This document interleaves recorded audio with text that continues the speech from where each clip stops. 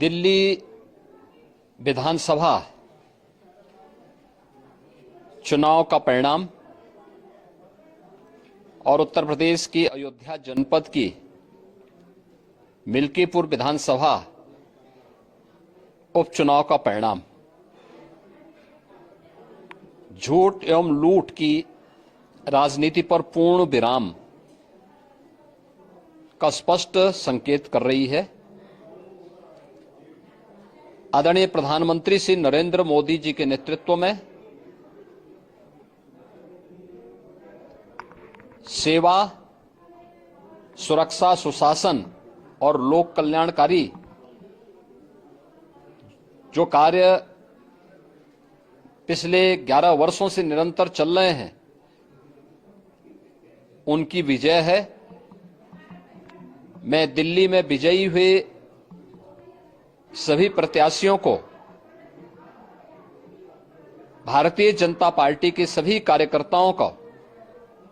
हृदय से बधाई देता हूं और आदरणीय प्रधानमंत्री जी, भारतीय जनता पार्टी के राष्ट्रीय अध्यक्ष आदरणीय श्री जेपी नड्डा जी,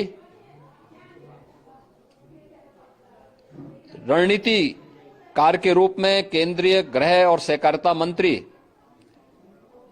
आदरणीय श्री अमित शाह जी समेत केंद्रीय नेतृत्व को 2.5 दशक के बाद दिल्ली में कमल खिलाने के लिए हृदय से अभिनंदन करता हूं। दिल्ली में झूठ और लूट की राजनीति पर पूर्ण विराम हुआ है। अब हमारा राष्ट्रीय राजधानी भी विकास, सुशासन और लोक कल्याणकारी योजनाओं का सही लाभ दिल्ली वासियों को प्रदान करने में सफल होगा। पिछले लगभग 2.5 दशक से और पिछले 11 वर्षों से तो जो स्थिति दिल्ली के अंदर पैदा कर दी गई थी, उसने दिल्ली को बहुत पीछे धकेल दिया, जनता को बुनियादी सुविधाओं से वंचित किया, वेलफेयर के नाम पर वास्तविक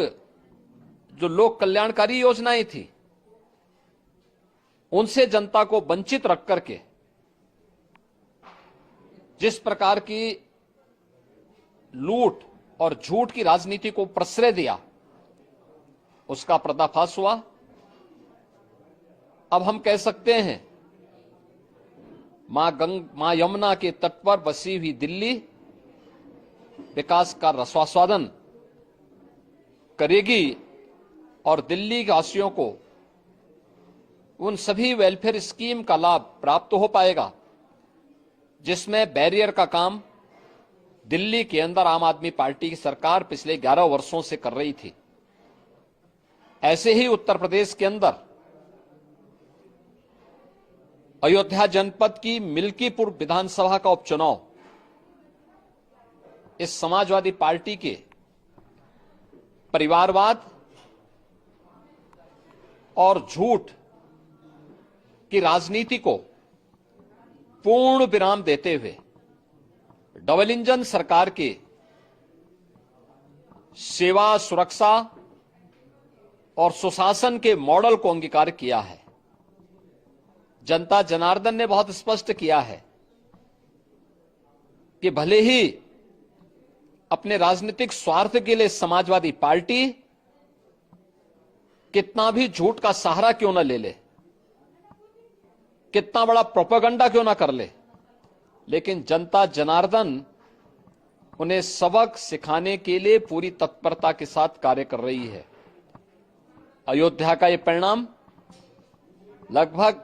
61,000 वोट से भारतीय जनता पार्टी के चंद्रभान पासवान की विजय इस बात को प्रमाणित करती है कि जनता जनार्दन का विश्वास डबल इंजन की भारतीय जनता पार्टी सरकार और प्रधानमंत्री मोदी जी के नेतृत्व में है।